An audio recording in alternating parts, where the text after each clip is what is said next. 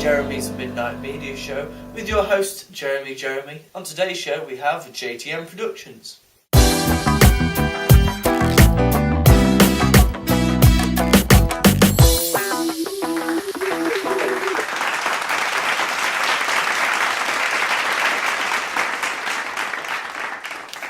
Great, so our first question today is what kind of media institution might buy your media product and why? Good question, Jeremy. Tell me. Yeah, thanks for that. Okay, well, one thing to note immediately is that what our audience might think is that they'd be seeing our music video on, say, 4Music or Viva. But the interesting thing to note is they only tend to show things that are in the charts, that are very current, and, you know, they parallel popular culture. Now, while ours does this, it does it of a time. For example, we discussed earlier that our music video focuses on the mindset and the ideas of a generation, which we managed to narrow down to the late 70s, early 80s. Now, we were talking about how we would get the video onto these channels, and the way we decided it was going to happen was either if this re-release song got into the charts, so if, I guess that's why they call it The Blues, got into the charts, we probably would see it in the top 40 on 4Music or on Viva. But, you know, I'd say there's a 50-50 chance of that happening. So another way of it happening would be, you often notice these media, these channels do a top 100 countdown, you know, top 100 Christmas songs, top 100 R&B songs. So say it was, you know, top 100 love songs or songs of the 80s, or sometimes they even have these celebrity guests on the channel, you know, sat in a chair saying, this is my top 100 favourite songs. So if we had Elton John on one of these channels, he probably would name this as one of his favourite songs, and that's a way we would have it on one of these media, you know, channels. And tell me, who would be your audience for your media product? Good question, Jeremy. Mm-hmm. Matt, do you want to? Yeah, I'll take this one. Well, our music video, we're using the song by Elton John, so obviously that narrows down the audience a bit. We're aiming for probably middle-aged and above, people from 70s, 80s and stuff like that. The video itself features a lot of famous icons who maybe people of our generation might not realise who they are. As well, the story, like of the music video, is quite a long narrative, whereas music videos today tend to go for more like live performances as such. Or half-naked girls dancing on camera. You know, it's not something that we could see our age group.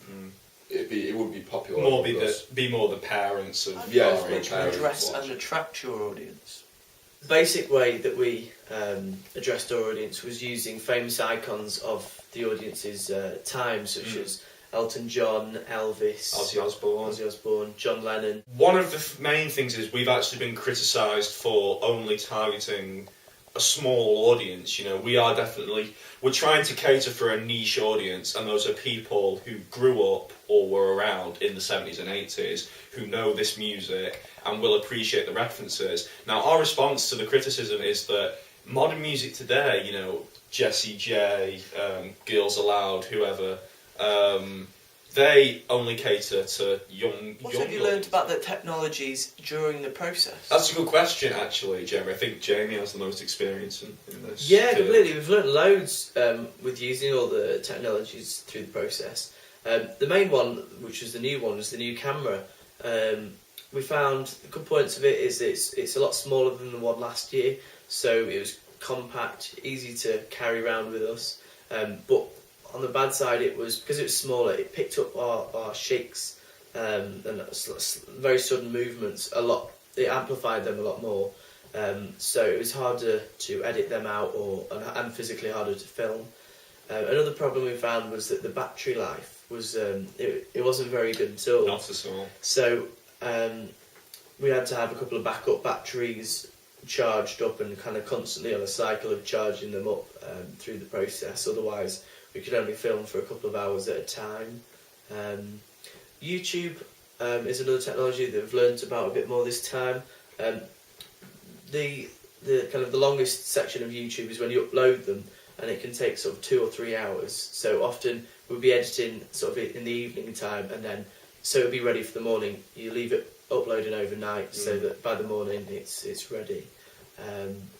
So yeah, lots to learn. Yeah. School system as well. Yes.